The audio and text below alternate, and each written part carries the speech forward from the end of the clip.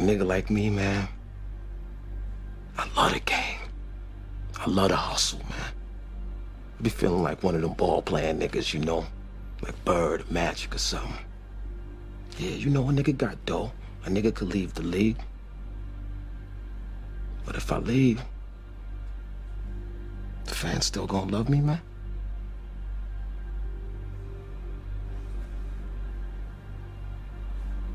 I get love out here in Harlem, man. I done sold coke on these streets, man. Hash, weed, heroin.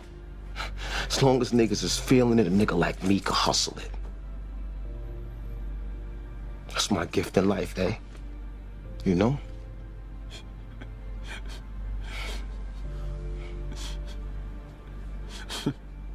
What?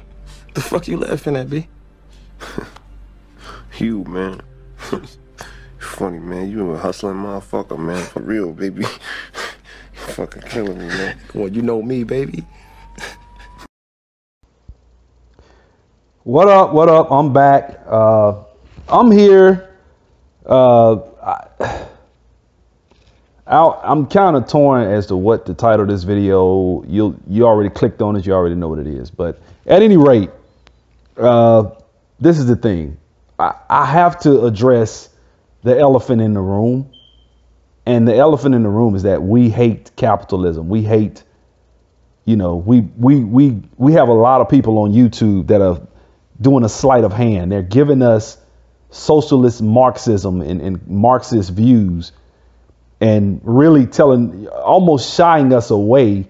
There's no almost in it. They are shying us away from business, from entrepreneurship, from going out and starting a business. And they're teaching us to shun or disrespect what brother Black Patriarch calls the black elite. We do. We despise and we're jealous or whatever. Any black man that makes $2 is a sellout. He got that money because of this and that, and white supremacy. White supremacy has become deified in our minds. So that's what this video is about. So let's do it. Okay, I have to kind of do a little review. For those of you that have been listening to my channel for a while, please bear with me. But what if somebody is, sent this video the first time? So I want to try to establish a few definitions and terms. So productivity and human capital. Let's look at those. Let's look at what that is. Productivity is an economic term describing the relationship between outputs as compared to inputs needed to produce those outputs. It's a measure of efficiency. Typical inputs are raw materials, labor, and capital assets. Outputs are generally expressed as either revenue or total units of finished goods. Productivity is measured at every level of the economy, from the total economy as a whole all the way down to the individual level. For the economy as a whole, productivity is calculated by dividing the economy's gross domestic product by the total labor hours it took to produce that GDP. So when we speak of a rich person, you're talking about someone that's highly productive. When you're speaking of a poor person, you're speaking of someone who isn't. Or community. It correlates with the community because, like he said, the definition of a productive, wow, man, I'm in a little frenzy today. But productivity can refer to a collective group or it can refer to an individual. So, the black community as a whole is unproductive. We fail. And that's something I've been trying to address for a while in a couple of my videos. So anyway, of course, black people seem to think that all white people did was murder, rape, and pillage to get what they have. And they did all that. They murdered, they raped, they did pillage.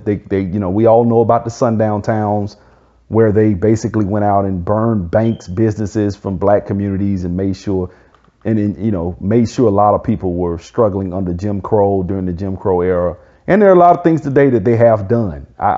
That's undeniable. But nonetheless, that cannot just explain away productivity. That you just can't, because we were getting hung from trees. We were getting shot. We were getting, all types of things were being done, and we were way more productive. So let's look at that principle again. Let's keep going into it. The country's GDP.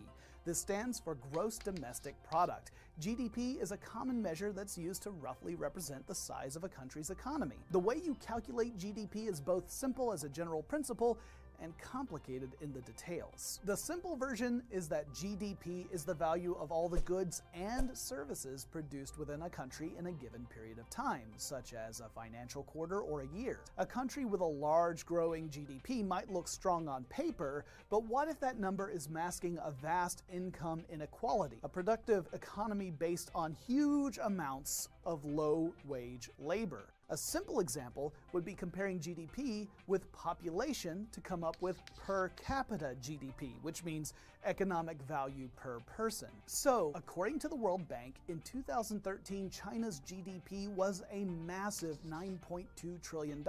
Compare that to Luxembourg's relatively small GDP of $60 billion.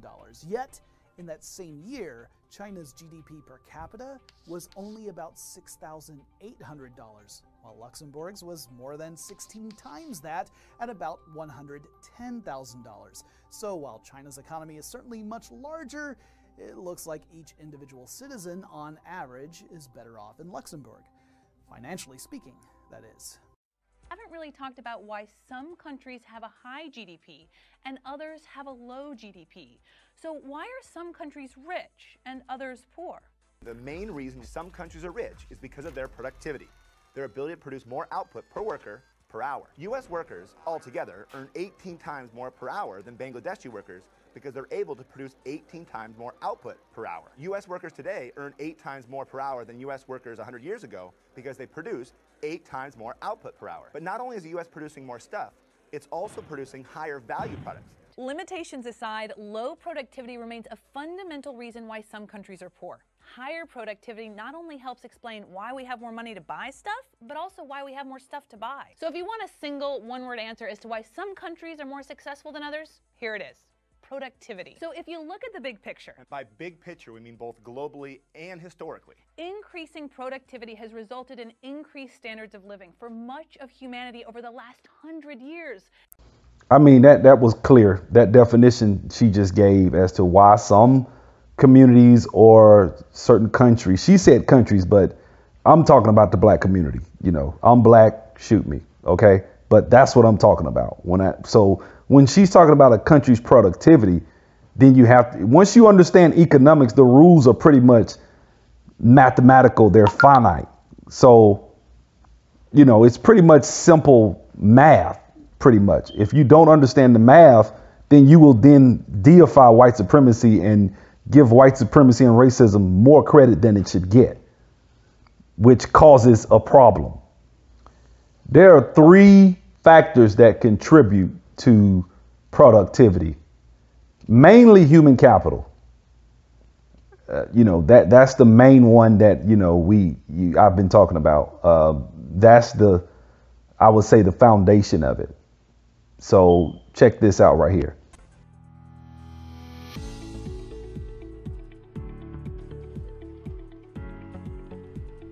UMass Lowell cultivates startup companies, conducts groundbreaking research, and trains highly skilled workers. This is the fuel needed to power the Massachusetts economy. The Commonwealth needs a pretty interesting, diversified workforce in order to stay at the forefront of the nation's economy and the world's economy. UMass Lowell actually plays a really interesting role in depicting who these students are. You need problem solvers, makers, and thinkers all in the same person. To build the workforce the Commonwealth needs, UMass Lowell has formed stronger partnerships with companies to expand co-op and internship programs. Problem solvers and thinkers. That is, see, when I said we should invest, when I talked about the Marshall Plan, what I was talking about was investing in businesses, man. Not businesses, but individuals, the best and brightest. That's where you're going to get the most results. What I'm saying is, politically, when black people fight for food stamps, welfare, Section 8, and they say, hey, go and vote because Donald Trump's going to get rid of, you know, some social program or the Republicans. Well, you know, excuse my French, fuck the social program.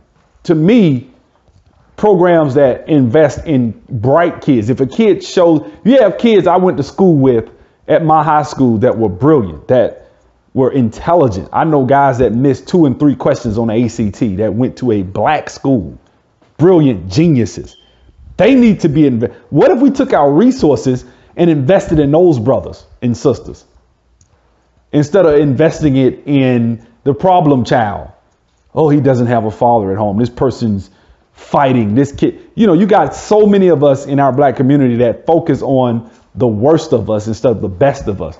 I say let's invest in the best, because that's where you're going to get the most results. Because why? Because that person's already shown a desire or a propensity for excellence. Jews, whites, and Asians do this.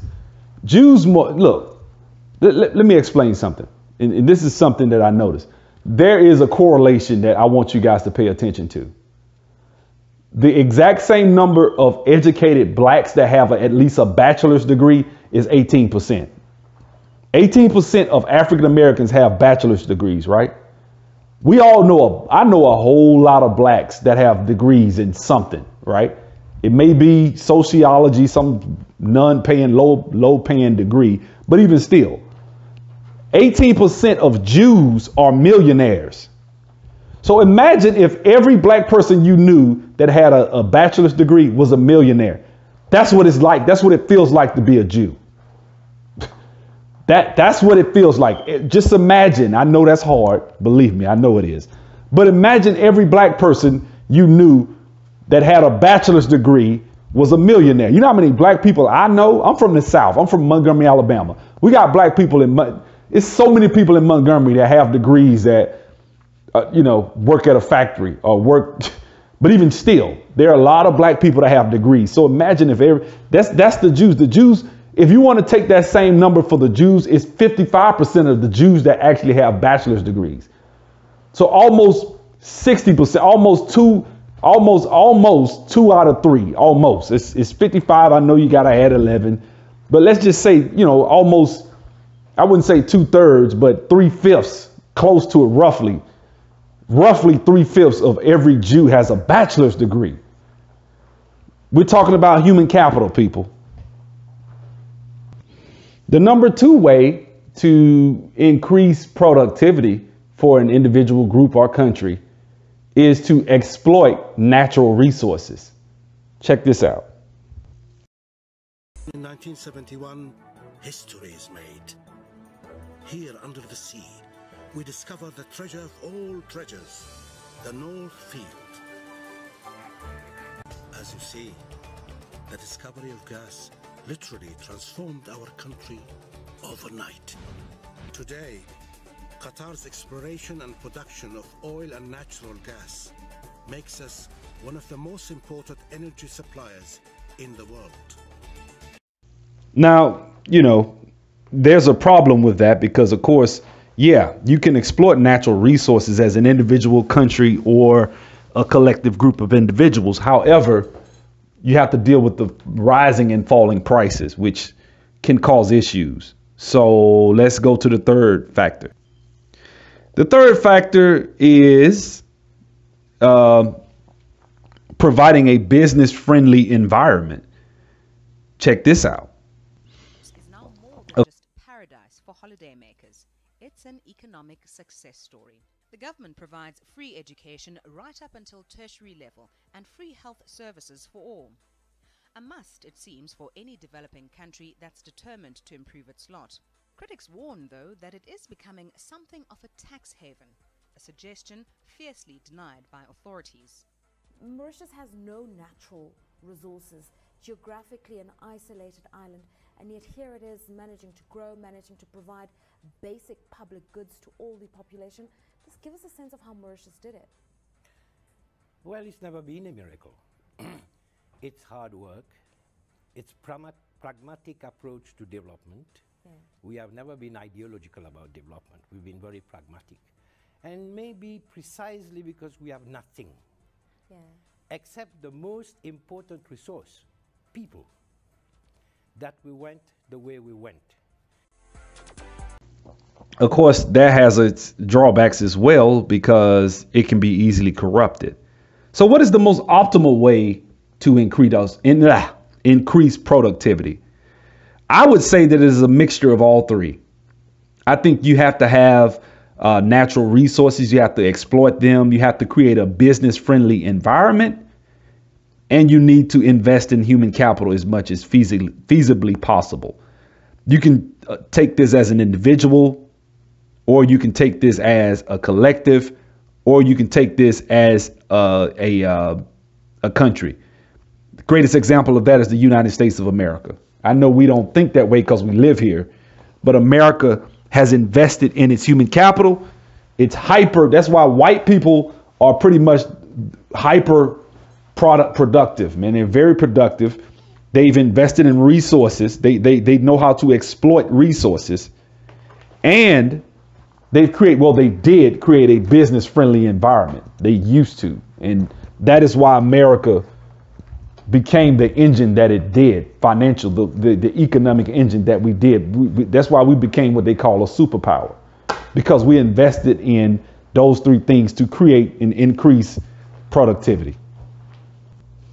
Now, there are economic systems that provide, all of these, and that's pretty much the main one. Well, I would say the only one. I did say there are, but there's pretty much just one, and I would call it the capitalistic system. It provides a level of protection where you can actually utilize all three of those factors that I just named to build economically, to build, and increase or raise productivity. There are basically three factors that determine whether a country will be rich or poor. The first is institutions. Institutions are beyond important. Broadly speaking, rich countries have good institutions, and poor ones have very, very bad ones. The correlation between poverty and corruption is direct. The richest countries in the world are quite simply invariably also the least corrupt ones. And the most corrupt countries are also the poorest. Without an adequate tax base, poor countries can't invest in police, education, health, and transport. Learning how to own and control the land, the business, and the resources, and use other people's labor to enrich yourself and your community. That's capitalism. You want me to repeat that for you again? I want to make sure your listeners understand what it is. Capitalism means learning how to own and control the land, resources, the businesses, and use other people's labor to enrich yourself. That's why slavery worked so effectively. That's capitalism. That's in the 1500s. Did you see what he said? He said the exact same thing. Land, resources, businesses, business environment, all of that correlates. I'm establishing a baseline because I'm going to say some things later on in this video that are probably going to get some nasty comments in the comment section.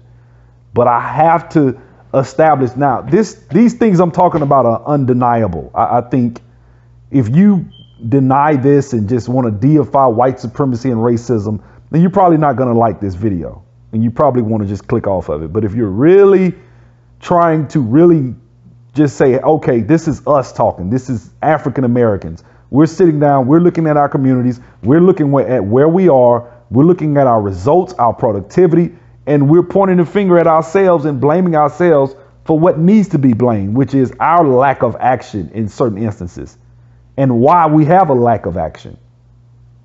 So let's keep moving. Capitalism is an economic system, but it's also a cultural system. It's characterized by innovation and investment to increase wealth. So let's say it's 1200 CE and you're a rug merchant. Just like merchants today, you sometimes need to borrow money in order to buy the rugs you want to resell at a profit, and then you pay that money back, often with interest, once you've resold the rugs. But it only affected a sliver of the population, and it didn't create a culture of capitalism. Another factor was a remarkable increase in agricultural productivity in the 16th century. As food prices started to rise, it became profitable available for farmers, both large and small, to invest in agricultural technologies that would improve crop yields. This increased productivity eventually brought down prices, and this encouraged further innovation in order to increase yield to make up for the drop in prices. Lower food prices had an added benefit. Since food cost less and wages in England remained high, workers would have more disposable income, which meant that if there were consumer goods available, they would be consumed, which incentivized people to make consumer goods more efficiently and therefore more cheaply. So we were in the, agrarian agriculture, the age of agriculture, pretty much, where in most countries, most people were agriculturally, if you're going to have a society, most people were farmers. And eventually with technology and with, we were able to increase yield. And once we were able to increase yield, people had more. The prices pretty much for labor were high enough to where we had discretionary income, and we were able to go out and consume goods. And those goods that we were able to consume with that discretionary income created a market whereby individuals started seeing a profit opportunity, and they were driven by that opportunity. And that is how capitalism came about. But let me add some more to it, because I'm not the best at explaining certain things like this, but that's how I understand it. So from my understanding, that's how it came about. Some people talk about the Industrial Revolution, but we're going to go back a little further first, then come up to that era. But I just wanted to explain that as best I could. So check this out right here. 1670, Delft, Dutch Republic. The newly independent Dutch Republic is the world's first explicitly capitalist nation, where lazy aristocrats are looked down upon and hard-working merchants revered. In the churches, Protestant sermons about thrift and hard work are heard.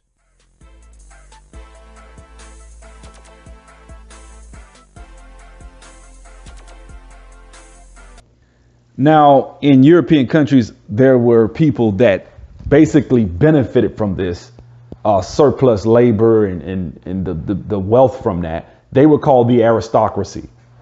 We all know about them, the Earl of Greystoke, that's Tarzan. But anyway, I was just being funny. But, you had different dukes and duchesses and earls and different things of that nature. And these were the people, kings and queens, princes, and they pretty much took advantage of the peasants. So that's where we are in history at this time. I'm coming back up to present day, but I'm trying to explain something. Mercantilism is an economic system that was used by European countries in the 15 to 1700s. Under mercantilism, a country's wealth was determined by its accumulation of gold and silver. So just about everything the government did was to make sure it gained more gold and more silver. In order to get this gold and silver, a country needed a favorable balance of trade. This means that the country exports more than it imports. Here's another system of trade that you need to understand as part of this process of mercantilism, and it's known as triangular trade. Okay, and what we'll see is that Europeans transported manufactured goods to the west coast of Africa. Okay, and then what they do is the traders exchange these goods for captured Africans, who were then sold in the Americas. So they would trade the goods for captured Africans, who were then turned into slaves, and those slaves and gold, if they paid gold for those manufactured goods, would then be shipped to either South America, the Caribbean region, or even into North America itself.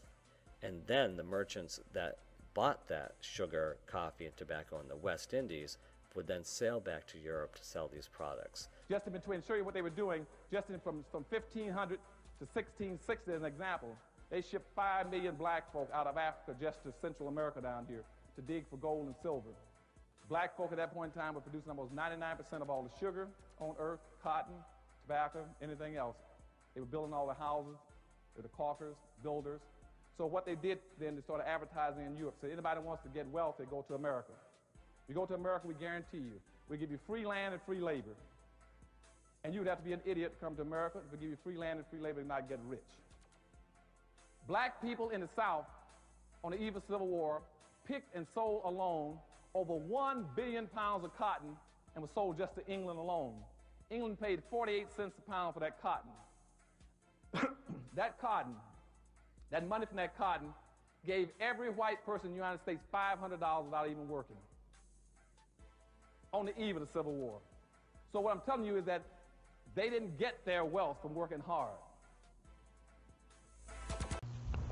So, you know, speed up to the late 1600s, the 1600s and 1800s, and France, Great Britain, and Spain were competing for world dominance. They were all sending their people, Magellan, you know, all these different explorers. They were looking for resources, wealth.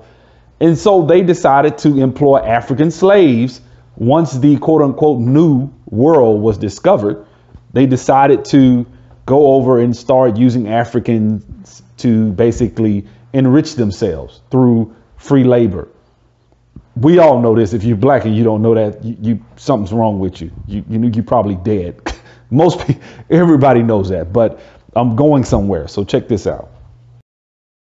As a result of developments in technology, especially steam power.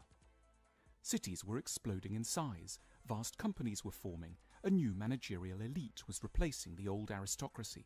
Capitalism is also a cultural system rooted in the need of private investors to turn a profit. So the real change needed here was a change of mind. People had to develop the capitalist values of taking risks and appreciating innovation. Industrial capitalism developed first in Britain in the 19th century. Britain had a bunch of advantages. It was the dominant power on the seas, and it was making good money off of trade with its colonies, including the slave trade. Also, the most important idea that was popularized in England was that men and women were consumers as well as producers, and that this was actually a good thing because the desire to consume manufactured goods could spur economic growth. So this increased productivity also meant that fewer people needed to work in agriculture in order to feed the population. To put this in perspective, in 1520, 80% of the English population worked the land. By 1800, only 36% of adult male laborers were working in agriculture, and by 1850, that percentage had dropped to 25. This meant that when the factories started humming, there were plenty of workers to hum along with them. 1854, London. The British economy is now the largest in the world, thanks to its enormous industries of cotton, shipbuilding, steel and coal. Vast cities have chewed up the countryside of the Midlands and northern England. Merchants and the newly rich capitalist class have triumphed. Okay, so now that capitalism has started to, it's in its budding stages, not only did they, basically have a great industrial revolution that took place, that started or was birthed in England, it also branched over into education. Most whites at that time, contrary to popular belief, could not read or write. A lot of them couldn't. They were illiterate, a lot of them. And they started investing in educating their people, which quickly serves to lift a group of people fast when you start giving them education. And look, I'm not the biggest proponent of go to college, get a degree if you don't have it all in its proper perspective. However, one would be foolish to think that if you have an education that you haven't increased your earning potential. Off the top, if you have a degree in computer engineering and you have and somebody else has a high school diploma, the guy with the degree in computer engineering can move faster through society. He can get houses, he can get resources. And if he has the right mind and spirit, he actually has a chance. But we'll get to that later. But check this out. Over the course of the century, you had a couple of things happen. You had first education open up dramatically so that you had larger and larger portions going to college. But not only that, you had a new kind of stratification of how kids went to college. So that Harvard, which used to be a school which had a lot of rich kids and a fair number of smart ones, became a school where you had a lot of smart kids and a fair number of rich ones. And the same thing was going on throughout the education system. Now, how did this affect blacks, though? I mean, all of this is going on. We're in bondage at the time. And, how was this affecting us when we became free? Because that will create the birth. That's what basically gave us the birth of black capitalism, which sounds like an oxymoron leaving my mouth. I mean, it does. Black capitalism. You get what I'm saying? Like that is a word that needs to be said. It's almost I feel like I'm coining a term. I'm not, because, Black Patriarch talked about it as well. But That's the thing. Like Black Capitalism, I've made videos about the cowards who are afraid of who run from capitalism a while ago. This is something that is important, but I'm going to go into the in depth in this a little bit more. But I just want to talk about that. Now, I'm going to go back into this, and we're going to go back a little bit. I'm going to talk about the slavery aspect. Check this out right here. Imagine being kidnapped or sold into captivity, forced into submission through violent beatings, torture, and intimidation, sold on the auction block to the highest bidder, and being forced to work for free under the most cruel, deplorable conditions. And it's all perfectly legal. This was the existence for blacks enduring the horrific institution of enslavement in our nation's early years. When indentured servitude was changed into the permanent state of slavery, permanent state of the institution of slavery, the Virginia colonists passed a series of laws that are called the slave codes.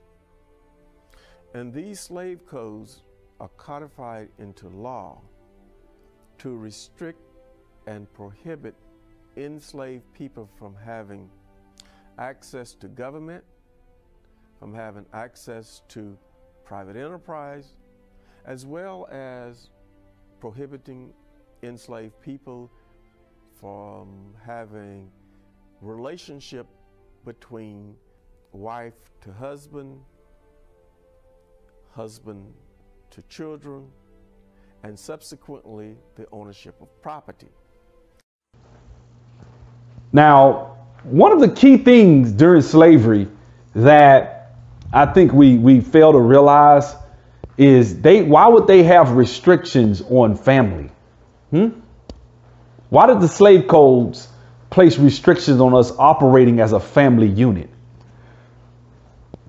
Because we understand intergenerational wealth. See, back then, these people weren't too far removed from mercantilism. These people weren't too far removed from settling this country and understanding. Because see, during the times of, let's go to medieval times and feudalism and all that, you have serfs and vassals, and that's what these people have been for, let's just say, almost 1,000 years. That's how they've been operating before mercantilism came into play, and then now they're butting into capitalism. These people still had a very strong understanding of family and what family meant and how you could build wealth once you understood the family unit. That is why I am very pro-family today, because I understand. It's not the only reason. I have religious beliefs as well, but nonetheless, that is the real reason why they wanted to stop us from operating father to child. Why? Because if I have a child, if me and my wife, if I get married and we have a son or daughter, I'm going to think legacy. I'm going to think I don't want for me what my child has. So they had to separate us from that. Kind of like what's going on today with this MGTOW and all of these brothers saying, and I'm not even going to blame the brothers, more so, not all of it on the brothers. I'm going to blame it on the whole system with, there is a system that is, that does happen. But nonetheless, it's interesting what slavery meant to do. And it's funny how we've come full circle today and we're right back there. But let me go back to the video. I didn't want to go off on a tangent. With the end of the Civil War in 1865 and the ratification of the 13th, 14th, and 15th Amendments, slavery was abolished and African Americans were given the right to vote. Despite the progress, newly freed blacks faced an array of daunting social obstacles. To deal with these issues, the Union began an era known as Reconstruction. During Reconstruction, former slaves were given the right to vote, and as a result, the nation's first black senators were elected. In the period of 1867 to 1871, this is a period right after the Civil War and before D.C. became a territory, before Congress instituted territorial government in D.C. You have some drastic changes in the city, and it all starts with African Americans petitioning for the right to vote. people in that time were Republicans by and large. You know, I mean, there's people don't realize that now. Up until the era of FDR, you know, but black people were mostly Republicans because we were paying a debt to Abraham Lincoln because of the Emancipation Proclamation, and we still basically supported the Republican Party. But the advances would not continue. With the controversial election of 1876 and the Jim Crow laws that followed, much of the historic gains during Reconstruction would evaporate. In 1883, the Supreme Court made a fateful decision. They voted to nullify the Civil Rights Act of 1875. That meant that from now on, there could once again be whites-only hotels, restaurants, barbershops, and theaters. Black leader Henry McNeil Turner knew he had been betrayed by the nation's highest court. Now we're there. We're at the whole, you know, segregation, Jim Crow, the horrible Jim Crow period, which I'm not lying. I mean, it was horrible in many ways. People got hung, a lot of things went wrong. But we were finally forced, we didn't have a choice, enter black capitalism. That's how it came about. We were forced to have to break bread with each other. We were forced to live in the same communities, forced to do things. And we were very conservative. We were. Back then, when I say conservative, I'm not talking about, you know, conserving the actual Jim Crow racist structure as far as, you know, us being oppressed and not getting equal protection under the law. No, because quite frankly, I do think equal protection under the law should have been afforded to blacks. But apart from that, I really didn't care about integrating into white schools and white businesses and white neighborhoods. So that is where black capitalism got its birth, people. That's where it started. Capitalism became our best friend during that time. It did. And with us being forced to have to work with each other throughout history in that time and in this, you know, segment of history, we flourished. Check this out. Entrepreneurship is the best game in the world if you understand the system that we live under, the structure. If you understand the framework of the country that you live in. For example, I live in the United States. The framework that our system was built upon is called capitalism. Now, schools don't teach this. They don't teach capitalism. You know why? Because schools, they train employees to go work for corporations, and they're funded by corporations and the government. So those employees can be exploited at some point. So the government wants you to be rich. They want you to become successful, and the rules are made to benefit the entrepreneur. And if you understand the tip I just gave you, you will become an entrepreneur.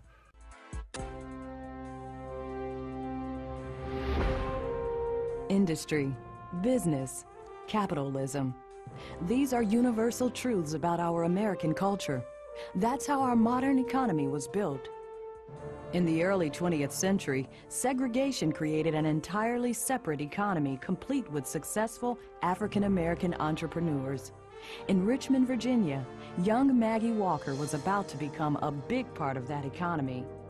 This Richmond woman was born into poverty, but valued education, her faith, and hard work above anything else. In 1903, she founded the St. Luke Penny Bank, leading the organization profitably and lifting her community. She also ensured the bank would last for generations by merging with another bank to become Consolidated Bank and Trust. She urged African Americans to start their own businesses, and one of the ways in which she implemented that was starting that bank, the St. Luke Penny Savings Bank, and in that way she was able to provide loans to African Americans so that they could acquire property and start their own businesses. And she saw through to the end that what she was preaching, this African American sustainability, was actually working. Opportunity for black businesses is the driving force behind the 7 decades of the Houston Citizens Chamber's existence. We were founded in 1935, and C.F. Richardson was a publisher, L.H. Spivey was a printer, H.P. Carter was a community activist out in the Fifth Ward area. Those names belong to the men who got together back in 1935 to create an organization very similar to the all-white Houston Chamber of Commerce. This was a Houston in the grip of the Depression and where segregation was a way of life. where the downtown is today was a growing business community of African Americans, but yet they had to do it amongst trials, tribulations, and tumultuous times. We couldn't go into certain stores of that, so we had to have our own grocery stores. They didn't want to do our cleaning of our clothes, so we had to have our own cleaners of that. They didn't want us eating in their food establishments. So we had to have our own food cafes, restaurants there to supply us with cooked food there. In any area that you can think of that you need for your livelihood, we had to operate a business to support us because no one wanted to take any of our business. At that time, you had to deal with each other. So the Houston Negro Chamber of Commerce was born in the Pilgrim Building on West Dallas near Bagby, the heart of black commerce in the 4th Ward. Mr. J.E. Robinson was the first president. The founders realized organizing was the key to not just black economic growth, but daily survival. In those early days, the vision was large, but the knowledge limited. The Negro Chamber extended its services to every black neighborhood in the city in an effort to help people realize their own economic strengths despite the challenges of segregation. We were able to create some excitement because just the idea of the talk in the community about our getting together, and getting together is not easy. The Negro Chamber activities provided an atmosphere for the determined and dedicated business owner to thrive. A young couple from Chicago arrived in Houston in 1935 and chose the Pilgrim Building to house their 20-year-old family business, the Franklin Beauty School. James Jemison and his bride, Abby Franklin Jemison, opened a beauty college complete with dormitories. As hair care was the 5th largest industry in America at the time, the Franklin Beauty School attracted students from all over the country. The Jemisons built a business, a fortune, and helped change a community. This was a time when a man named Mac Hanna rose to prominence in business. Hanna was a multimillionaire who owned a life insurance company in 3rd Ward, founded a mortgage company and a savings and loan. Arthur George Gaston was born in a log cabin built by his grandparents after they were freed from slavery. He eventually built a business of providing services often denied to African Americans during the years of segregation. When he died in 1996 at the age of 103, Mr. Gaston was worth over $130 million. I was 21 years old when Uncle Arthur died, and by then some of the more tangible of his accomplishments had been impressed upon me. Walking around downtown Birmingham, it was impossible not to notice his name clinging in bold letters to the side of so many buildings. Impossible not to recognize that it was not just the members of my family who deferred to him, but people all over the city. I learned that he had built businesses and that he owned a bank, that he had known Martin Luther King Jr. and had shaken President Kennedy's hand more than once. Though his climb up from the bottom of society was never discussed per se, I began to understand why Uncle Arthur's expectations of us were always so high. Sometimes it seemed impossibly so. There were no excuses in his house or when he was in yours. He and Auntie both made it clear that excellence was the only option. And though their methods could have had precisely the opposite effect, the fact of the matter was that you wanted to be better when you were around them. They made you want to measure up. None of this was accomplished with threats or rewards. It was simply the case that you looked at Uncle Arthur and knew, just knew, that this was a man who had done something big, and it made you want to be big someday too. Back to those early days, my own early days in high school, junior high school, there was no division really between lower class blacks and middle class blacks. Lower class blacks looked up to middle class blacks. You know, they wanted to be just like them. The best example is how much respect blacks had for education and black teachers. Any teacher walking down any street in the South could say anything to any black student, and it was like their mother had spoken to them. So that was high respect for black teachers, and of course, a number of blacks were making a lot of money. I mean, segregation was good for entrepreneurs. because, number one, white funeral homes didn't bury blacks. White barbers didn't cut black hair. Okay? So blacks control the taxi industry, going through. So, and what I'm really trying to do is remind blacks of the values we once had that we don't have today.